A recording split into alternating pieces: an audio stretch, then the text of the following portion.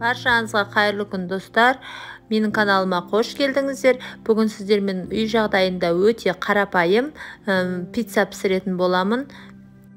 Қамыры өте жұмсақ, өте дәмді пицца пісіретін боламын. Ең алдыменен жылы суымызға бір қасық дрожжымызды, бір қасық қантымызды салып, жақсылап ерігенше қозғап, бетін жауып 10 минутқа қалдырамыз.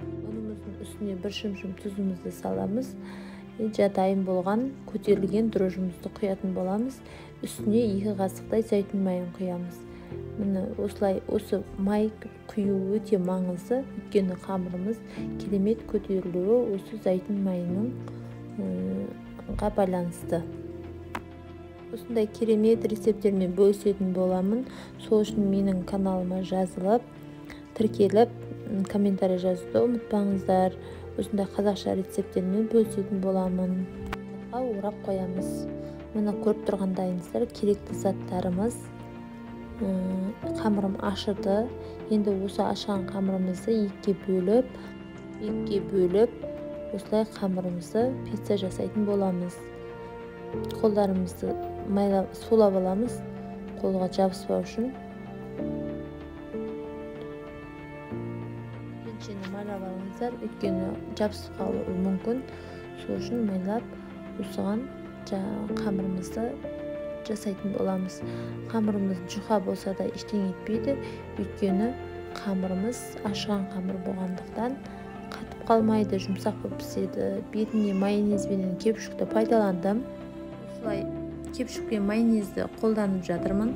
Сіздердің өз еркілеріңіз, үстіне томат жақсаңыздар да, өзінің соусын дайындап жақсаңыздар да болады. Өз қалауларыңызша әрқалай жасайтын болады. Біреулер томат жағып жатады, біреулер өзінің соусын дайындап жатады. Мен өз майонезбенен кепшікті қолданып. Осылай кепшігіміз бен майонезімізді осылай жағып шығамыз. Енді үстіне колбасамызды жақсылап қойып шығып, осыны әркім әрқалай өз қалауларыңызша осылай әр нәрсемен сәндесеңіздер, помидормен, қиярмен сәндесеңіздер болады. Енді осыны 30-40 минутта градусқа қоятын боламыз. Көріп тұрғандарыңызда 30 минут пісіп шықты. Енді үстіне тек қана сырымызды салып, қайтадан бір 5 минутқа қайтадан печкаға саламыз.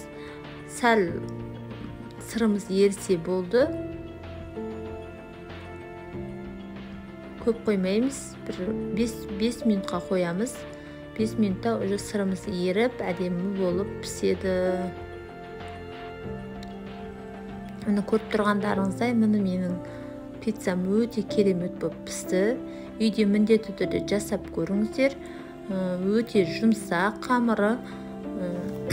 Менің каналыма тіркеліп, лайк басып, комментарий жазуды ұмытпаңыздар. Қош сау болыңыздар.